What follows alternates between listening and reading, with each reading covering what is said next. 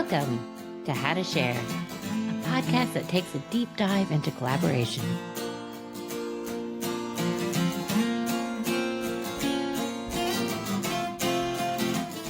I'm Wynn Leon, and in this episode, co-host Vicki Atkinson and I are with activist and author Karen Olson. Karen is the founder and CEO Emeritus of Family Promise, an organization committed to ending family homelessness. Karen shares the story of her encounter with Millie, a woman experiencing homelessness, and how her decision to not only share a sandwich, but also her time as she listened to Millie's story changed her life forever. She tells us how her sons, who were 10 and 12 years old at the time, got involved, and she shares how the no's she received helped shape her mission into something even better, an organization that has involved 1 million volunteers and is now a nationwide presence. In her book, Meant for More, Karen tells not only her story, but also some of the stories of the people Family Promise has helped, from those who experienced homelessness to the volunteers. In this episode, we talk about some of the reasons we hesitate to help people experiencing homelessness. Karen's guidance is so helpful to direct our efforts in ways that make a difference. This is a great episode with a woman who was wired to help others. We know you'll love it.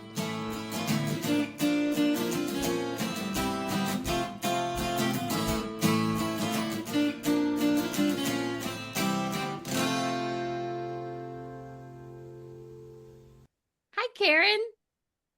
Lynn. Hi, It's Vicki. Vicki Good to and be I here with you. We are so honored to talk with you. Your book, Meant for More, is so full of heart and hope. Mhm. So we were hoping that we could start with an elevator pitch of Meant for More. And also, Okay. if you could describe, because, you talk so much about the organization that you founded, Family Promise. If you could Mhm. talk, too, about Family Promise and how it provides services to homeless, that would be, I think, a great way Yes. to start. Well, I'll start with the elevator pitch. Great. It seems like we're all looking for more in life, something that's going to fill that inner need. Mhm. And we often try to fill it by, buying a bigger house or a new car or extravagant vacation or a designer handbag. But all of those are short-lived. They don't really fill us up. And so to fill that void or that yearning most people have inside is when you step outside yourself and give to others. You'll find that happiness will catch up with you. And that's what Meant for More is all about. I share my story as well as the story of others. Family Promise, the organization that I started back in 1986. I wanted to help homeless families. They were the fastest growing segment of the homeless population. And I started a local program by mobilizing existing community resources, churches, synagogues, and mosques to provide shelter in their buildings on rotation with each other. We started out with 11 congregations. Today we have more than 5,000 involved, and we've helped over 1 million men, women, and children, not just with shelter, but helping them find housing, jobs, and so on. So I've really mobilized the community. And what the need that was met there was not only for homeless families by providing them the needed services and shelter, but for the need that many feel in their own hearts to make a difference. And this provided a way that people could work in their own community to prepare a meal, to tutor a child, to come into their own church with their kids and to play with kids who are homeless. So it really mobilized the community in an important way and helped fulfill the needs of both homeless families and the needs many people feel in their own hearts to make a difference. Yeah. And Karen, you eighty wrote, percent, oh, go ahead, eighty sorry. percent, 80% of the families that stay with us find housing in about 9 weeks, which is kind of remarkable because many shelters don't even track success in helping families have housing and Mm, maintain the housing. mhm. Yeah, which is the goal, right? Not Mhm. just, incremental help, but that life-sustaining, change. Yes. Yeah. Yeah. You wrote something, Karen, that I think was one of my new favorite opening lines in a book when you know that the author is really going to give you their heart. You wrote, I wrote this book to speak to the profound personal healing that happens when we act on our innate kindness. That it just was a beautiful way to begin the story because it's about helping others. But I think the point that you make throughout is it's also that restorative work that we do for ourselves. And the world is a very interdependent place, but that was so, so beautiful about healing for the individual. Is that something that just sort of you always knew that that was going to be the perspective you offered at the beginning? I didn't really know, but I'm going from my own life. I knew that when I reached out to others, helping them, that I was healing myself too, that it's Yeah, reciprocal and very, very powerful. Hmm. yeah, And you talked about the premise of Family Promise, which is, bringing churches, synagogues, mosques Mhm. together to provide housing on a rotational basis for Mhm. homeless. And you write, there's much more common ground in most religious ideologies than what might appear on the surface yeah. or what we have been led to believe. I knew the Mhm. only way to make Family Promise work was if I had the cooperation and connection of congregations of all faiths working together. Yes, At the core, every religion believes Yeah. its mission is to help those less fortunate. So we were yes. successful in pulling together churches, synagogues, and mosques around one common objective: faith and service to others. Mm. Mhm. Wow. That's true, and that really worked well. Mhm. Now, if we had different religious representatives sit around a table representing different faiths, Mhm. they would probably never agree on anything, because they might debate different religious Yeah. philosophies and so on. It would be hard to find the connection. But when you're involved in service like that for homeless families, those differences are not differences at all because they're bonded by their common desire to serve and to make a difference. Right. So it's Yeah. never been an issue because when I first started this, I had pastors say, well, you're not going to get this church to work with that church or that synagogue. And I never found that an issue at all because people were not there to debate their different religious beliefs. They were there simply to serve. And in that serving, they've had so much in common. Friends were made and, with different congregations. So it's really a beautiful thing. I Mhm. really didn't know I would be building a community, but in fact, that's what I did. I Mhm. built a community, and that's just a beautiful thing, more than I ever could have Right. imagined. It kind of had a life of Yeah. its own because Yeah. I just wanted to create shelter. And I actually thought that the rotational model was just a stopgap because I couldn't find a building to provide shelter. And so I mobilized these congregations to work together, thinking it was second best, but really it was the best. And I realized that perhaps God didn't want me to find a building, but to build community. Mhm. And when you build Mm. community, so much more happens. You Yeah. know, Yeah. volunteers have donated cars, repaired cars, helped families write resumes, rehearse for job interviews. Some have become godparents, of children in the program. So the community is vast and far bigger than I ever could have imagined. So it I makes think me what we smile. And I think what we appreciate about that is your humility throughout, Karen, as you're telling Mhm. this story, because it's clear that you were a catalyst. But Yeah. sometimes, Wynn and I feel like sometimes people that have that philanthropic urge, it's a calling and it's well intended. But once you pull people together, things start to take on a life of their own, and you have to be flexible and let things Yes, emerge. And what you just exactly. described, it was kind of leaning back a little bit, to let the positive energy just sort of take over. But you're so humble about that. I don't think we've ever talked to someone who received one of the Points of Light awards from President. Congratulations. Thank you.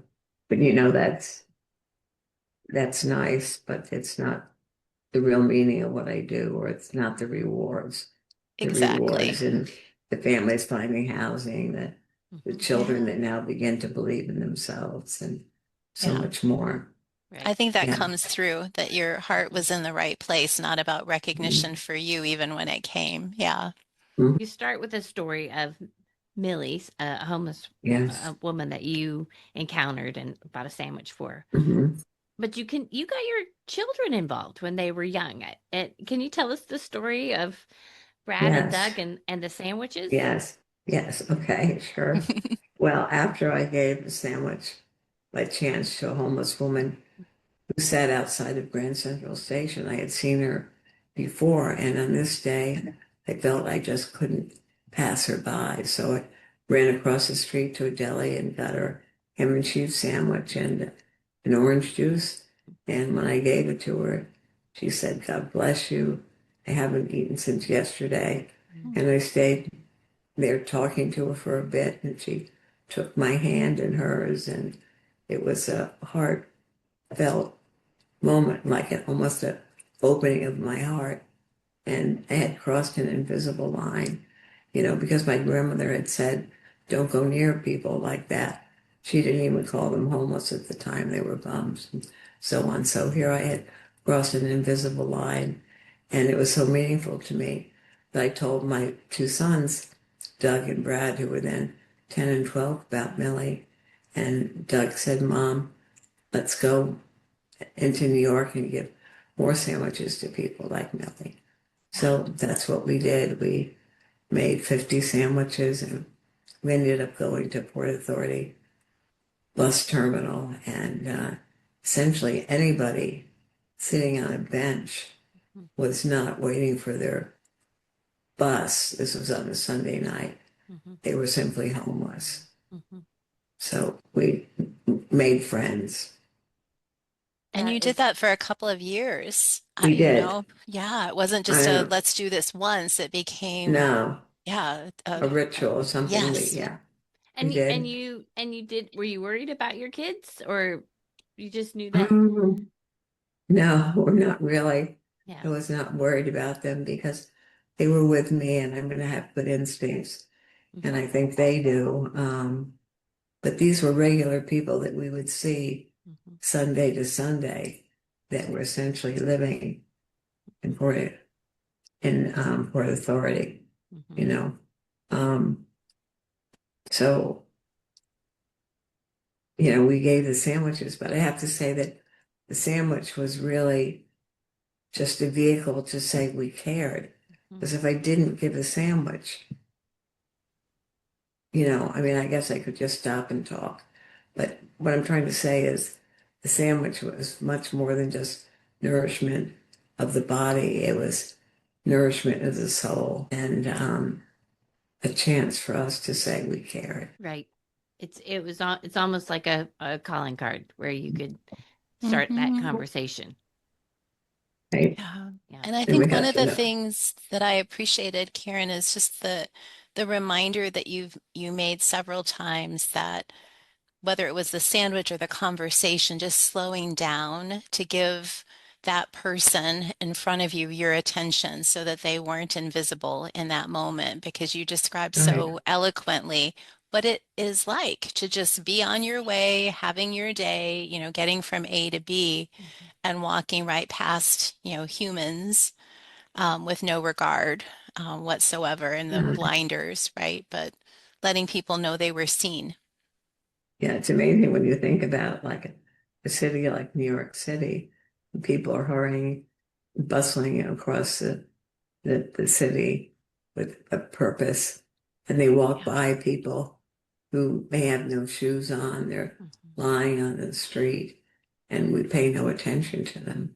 And once I began to pay attention, there was no turning back. Once I talked to Millie and talked to others, that dividing line was no longer there for me. Mhm. These are just another human who was hurting. Mhm. If, Yeah. say, a woman in a fur coat and a nice handbag was walking in the city and she fell and tripped, everybody would be around her trying to help her. But Hmm. Mhm. here we have so many people on the streets, homeless, you know, and we walk right by them. Yeah. Mhm. Yeah. Yeah. So we're You seeing them as people, and that's what they appreciated, to right. stop and talk to them and, makes a difference. Well, you tell the story of a man named Ed, who I think you're still in contact with, Yes, I am. but you didn't want Yeah, to assume that he was homeless, which I think is something that we all can relate to. We don't Yeah. want to um we don't want to insult somebody by thinking that they're right, homeless if they're not. And so one day you hesitated, and then the next you figured a new approach, which was to say, "Can I buy you a cup of coffee?" right, And yeah. then you delivered the coffee and listened to his Yeah. story. Can you talk about some of the reasons that you found that people are too intimidated to help? When I first saw Ed, it was in the park, Mhm. and he was sleeping, and he had some bags near him with clothing and so on. So I assumed he was probably homeless, and I was going to put a $20 bill in his bag. And I thought, well, what if he isn't homeless and he wakes up and he's insulted Mhm. by the $20 in his bag? So I Hmm. decided not to. I went back and forth with that, but then I was determined the next time I saw him, if I saw him again, I would talk to him and find that out. So I was going into Dunkin' Donuts, and there was Ed sitting on a bench. And I said, "Oh, hello. My name is Karen." And he said, "I'm Ed." And I said, "Would you like a coffee?" And he said, "Yes." So I got him a coffee and I got one for me. And I sat and I talked with him. And he had been homeless for about 3 years. His mother had died, and the little money he got, he spent. So he was, living uh, just out in the park, behind stores, uh, was very much alone. And so we talked, and I said, "Do you know? Do you have a phone?" And he said, "No." And I said, "Well, let me buy you a phone so you can, talk to your brother and so on." So first I called my son and I said, "Brad, I'm this man I've gotten to know. It's hard to explain to him. He's in my car and I'm gonna go buy him a phone, whatever." So we went into Summit and bought him a phone, and I'm still paying for his phone each month. I just add it to my bill, but and now he was able to talk to his brother and so on. Long story short, now I'm on a task force in Summit for help the homeless, and Ed found housing through this task force, and he's really, really happy. He has an apartment, it's a small apartment, it's a 3-story walk up, but it's right in downtown, and he cooks for himself. He Mhm. looks great now. He's shaven, he's well kept, and he's healing, because once you have a home, then other things become possible. So Yeah. Ed, is really back on his feet, and we get together and have lunch sometimes, or take him out to celebrate his birthday. So we're friends. I mean, he knows he can call me, and it's wonderful to see how well he's doing. Let me just to quote a little bit from your book. One of the things I often hear from people is that they would love to do something to improve the lives of others, Hmm. but they Uh-huh. never get started because they don't feel they can make an appreciable difference. Yeah. However, Yeah. I have learned that even the smallest act of kindness can have a substantial positive effect. Yes. Yes, that's very true. Even a smile, but a Mhm, sandwich, or you mhm, stop and talk to someone can make a big, big difference. I know once Hmm. there was a woman in New York City who sat at 56th Street and 7th Avenue. mm, She was just sitting on the ground there. She was obviously homeless, and she had no coat, and it was cold. It was November. And so I asked her, I said, I'm going to give you my coat. She said, no, because if I take your coat, you won't have one. mm, I said, okay, I'm going to go buy you one. And I did. I went to like 2 blocks, and I bought her a new coat. And when I came back, she smiled and she said, oh my gosh, thank you. And she put it on. And so my hope is that that coat kept her warm, but I know that it also warmed her heart, that yeah, somebody cared enough to do something like that, that she was seen, and I went out of my way to help her. Yeah. So, Yeah. there's a One person woman, at a time. right? There's a woman yes, that in Seattle we have a newspaper that homeless people sell. Hmm. In So Chicago yes. too. Hmm. yeah, and Oh, wow. I got to know this woman, and she was just transitioning into some housing that that that had been built, and my mom was moving at the same time into senior housing, so she was downsizing, all the dishes that she needed, and so Mm-hmm. I arranged, for my mom's dishes and sheets and towels to help Susan refurbish her place. But the funny thing about the dishes is they were things that my dad, who's passed, loved, and they were brightly colored. And so I see Susan, and she says every time, I get this they were sort of Southwest colors, bright blue or orange or sort of that burnt orange color. Every time I see those plates, it just makes me smile because I Uh, think about, the family that it came from. Yeah. yeah, nice. Yeah. That's Yeah. wonderful.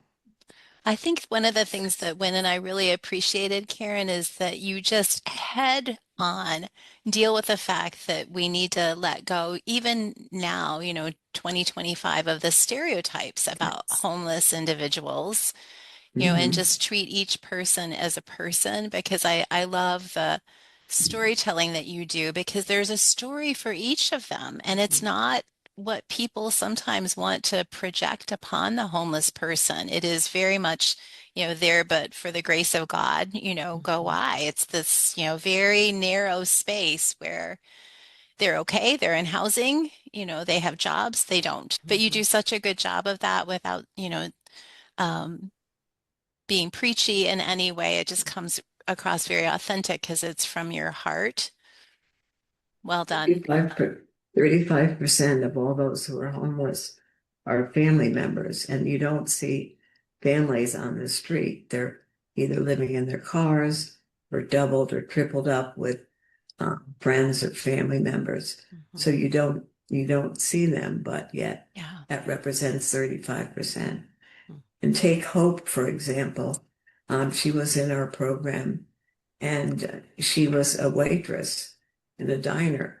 So one day you could be in that diner and she would be serving you, but then a week or two later, she could be homeless. And in fact, that happened to her.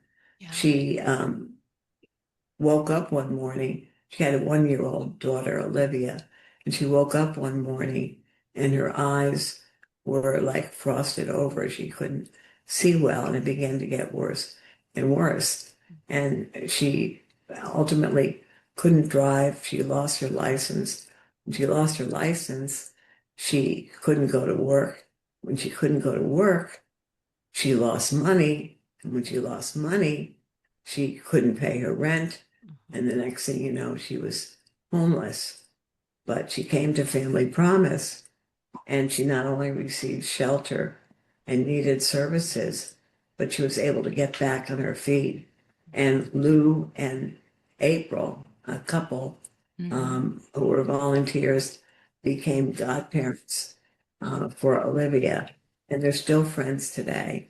She also got a job through contacts of volunteers at Verizon, and today she's manager of this store. And she met a man, she fell in love with Bo, and they had a baby, James. So she's back to being an intact family and Yeah. happy. Yeah. But she was homeless, you know, Right. and Yeah. so it's a slippery slope once you Mhm. lose, I mean, they say half of Americans are a paycheck or two away from, losing their house or becoming homeless. Right. Yeah. So it can happen suddenly, and it's a downward slide. Yeah. Yeah. I mean, Yeah. hope is that's such a beautiful story. And I Oh, love that you yeah. not only tell your story in this book, but also the story of people who have um, experienced homeless and the people who are volunteered to help them. I mean, it's just such a fantastic way to bring it all together and Yeah. also illustrate the way that our country's policies fall short. Um, what do you Yeah. hope the Yes. impact of your book will be? Well, I hope that people see that they can make a difference Hmm. in a big way or a small way, Yeah. that they'll be kinder to one another, Hmm. that they'll not just reach out to help people who are experiencing homelessness, but reach out to others, whether it's, picking up the newspapers they're piling up on your neighbor's front porch, or, giving a meal to someone, or holding the door open, being Yeah. kinder. But I also hope that I know that even, you could have 100 times the number of volunteers that we have, and we have close to 1 million volunteers, but that's not going to solve the deep systemic issues of homelessness. I would hope that policies would change, but they only change through advocacy. Now we're looking at severe cutbacks in Hmm. social services in this country. So we're going to find more and more people Yeah. becoming homeless, because you can't take away the safety net. Many people rely on that. And now without the safety net, they're going to find themselves homeless. So my hope Yeah. would be that people who get to know homeless people, or even if they don't get to know them, that people would become involved in advocacy and speak to their legislators Hmm. Hmm. and talk about appropriating needed funds for housing and other services. Because volunteers alone can't solve the problem. It's only when there's a partnership between government and the private sector. Hmm. That's Yeah. really, really the answer. Hmm. But I Yeah. can't tell you when that's going to happen. Right. But I think in the interim, what you've done, knowing that bigger, systemic change, resetting, putting more humanity into policies, protecting those who need our help. In the interim, while that's happening, I think your book is so invitational, Karen, Hmm. to do those things that are right in front of us and not just carry on, whether it's bringing in the newspapers or acknowledging people in need. Just those small considerations and courtesy and kindness. Hmm. And Wynn and I are so struck by the stories that you tell, but you don't know what the turning point is going to be for someone. It might be an act of kindness. It might be buying a sandwich or, helping to buy a phone or a conversation or a coffee, but it could be something so small in our eyes that could be a turning point for someone else, especially when I think about individuals that I know of who don't feel worthy and when an offer of help comes and the dismissing of it. So I think there's a lot of work to be done, just to say, I see you. You do have worth. I'm gonna sit and have coffee with you. Tell me Right. your story.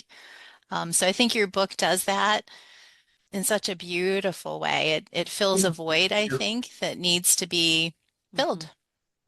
I hope so. I hope it inspires others, or for those who are already reaching out in so many ways. I hope it's an acknowledgement for all that they do. Mm-hmm.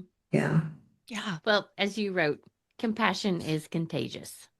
So thank you That's true. so much for coming on and talking about your amazing story, your wonderful book, and all the incredible work you've done. Thank you, Wynn, and thank you, Vicki. Thank Our you so much to pleasure. be with you. Our pleasure. Oh, Our and by the pleasure. way, if people would like to get my book, Meant for More, Following Your Heart and Finding Your Purpose, you can get it on Amazon, bookshops.com, or Barnes and Noble. Okay, and we'll link that in the show notes. Okay, very good. Thank you, Thank Karen. you. Thank you, Good to be Karen. with you. You too. All the Bye-bye. best. Bye-bye. Bye.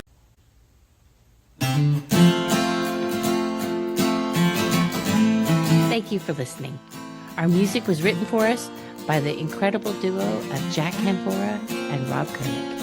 For show notes and more great inspiration, see avitiva.com, avitiva.com.